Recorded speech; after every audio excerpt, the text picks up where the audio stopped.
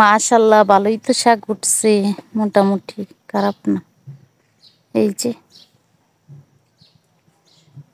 আসসালামু আলাইকুম, hello guys. আজ আমি আপনাদেরকে দেখাবো যে আমি আমার বাপের পিঠায় কী কী রোপণ করলাম। আর চালাটা চারিদিক থেকে বেড়া দিছি। এই যে এটা হচ্ছে আমাদের চালা, এইখান দিয়ে পথ রাখছি ভিতরে যাওয়ার জন্য। আর এদিক থেকে হচ্ছে আমরা রাস্তায় ওঠার জন্য একদম পথ করব।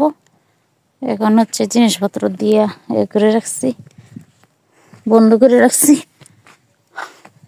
আর এই যে তো লাগাইছিলাম, এটা আস্তে আস্তে উঠতেছে শাকগুলো।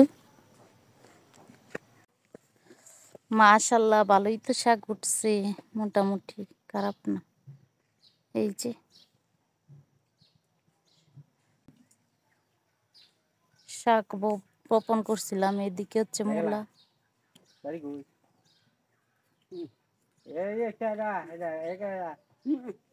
এই যে মূলা শাকগুলো মাশাআল্লাহ উঠতেছে, ভালোই হয়েছে, খারাপ না।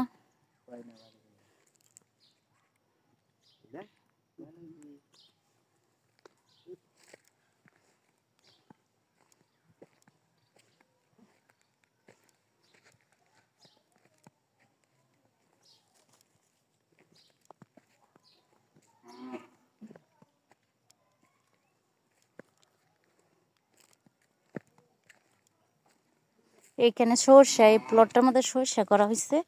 এগুলো হচ্ছে গিয়ে এই যে জ্বালাইতেছে, মাশাআল্লাহ ভালোই তো হয়েছে।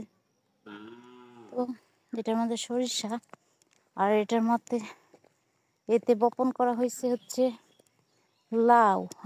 সরি, এদিকে হচ্ছে লাউ আছে, এগুলো বীজ এখনো উঠেনি। এখানে ফাটায় রাখছি। আর সাথে ডাটা, এই প্লটটার মধ্যে হচ্ছে ডাটা। ডাটাগুলো হচ্ছে গিয়ে উঠতেছে কিন্তু দেখা যায় না খালি চোখে। আর এইদিকে হচ্ছে লাল শাক বপন করছি। লাল শাকগুলো মাশাআল্লাহ ভালোই তুলতেছে।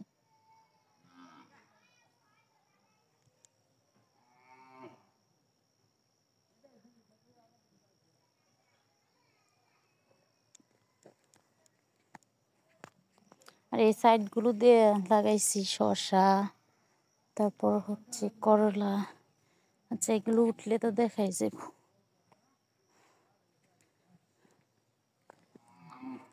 এখানে সিমের বুঝেছি ফুটতে রাখছি 2-3 জায়গায়।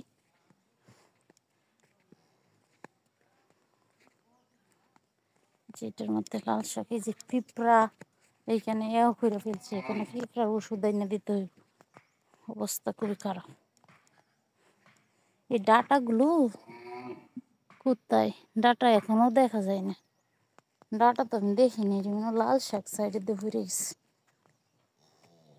কিরে রফিকুল, ডাটা কই? ডাটা আছে, হালকা পাতলা দেখা যায় না। এই যে সব মিলিয়ে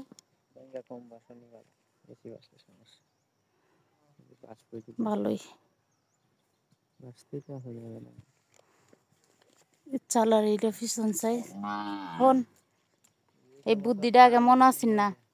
আমি তো তারা বারবার কইলাম যে হেনতে সহ এটা বেড়া দি, এটা সহ বেড়া দেওয়ান লাগবো। কারণ কি জানোস, ওই যে এই ছায়ার যতটুকু জায়গা, এসব গা কুবাইয়া প্লট করে আমি আদা লাগাইম, সেনতে ড্রেন করে দেবো, ফাইন যাইব বর্ষাকালে। একটু জায়গা পরে হালাই